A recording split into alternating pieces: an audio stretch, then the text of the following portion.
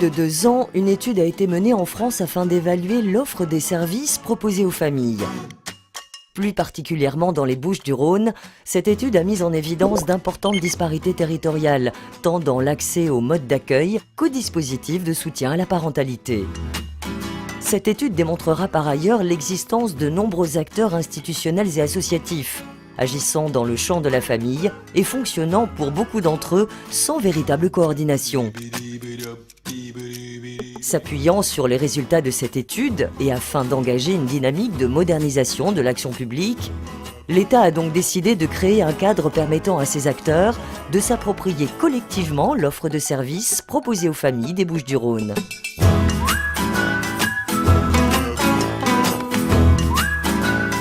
L'État a donc décidé de regrouper 2 grandes assemblées composées chacune de nombreux acteurs du champ d'action de la famille. La première est la commission d'accueil du jeune enfant, CODAGE.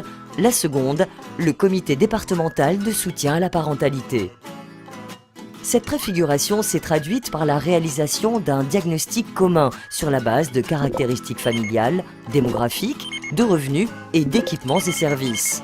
Ce dernier a permis de dégager 3 enjeux partagés. La réduction des inégalités de l'offre proposée dans le département, la simplification des dispositifs proposés aux familles, la définition collective de territoires prioritaires. Pour pouvoir répondre à ces enjeux, les différents acteurs du département ont signé en 2014 le schéma départemental des services aux familles, formalisant ainsi leur partenariat.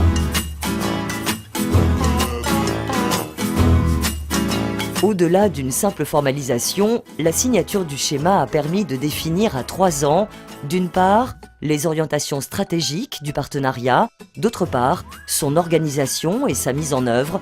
Enfin, il garantit des financements performants.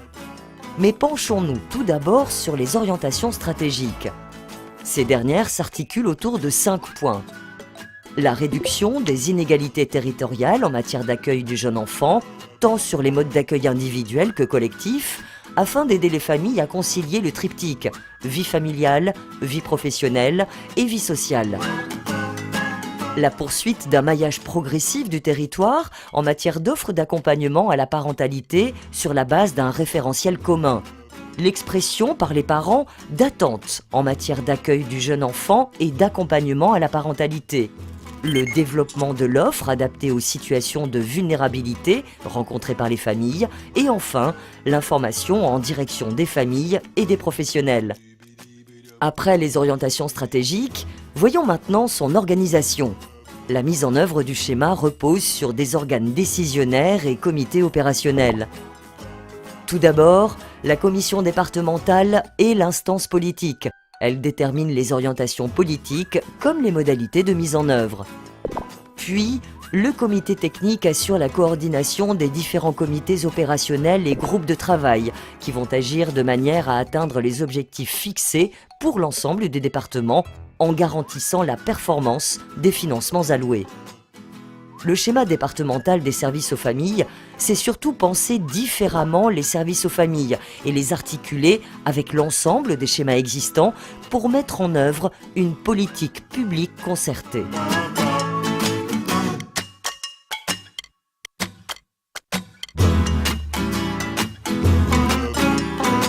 Deux ans après sa signature, quels sont les résultats ? Ils sont d'ores et déjà visibles et en voici quelques exemples.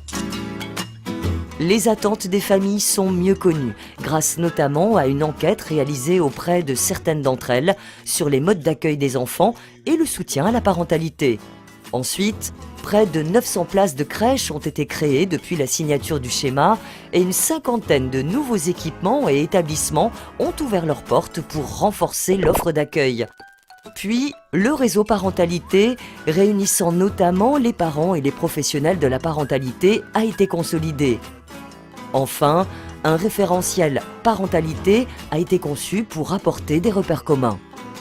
Pour conclure, et si nous devions ne retenir que l'essentiel, depuis 2 ans, le schéma départemental des services aux familles a su réunir les réflexions et orientations de l'ensemble des acteurs concernés, institutions, associations, familles et professionnels à leur contact.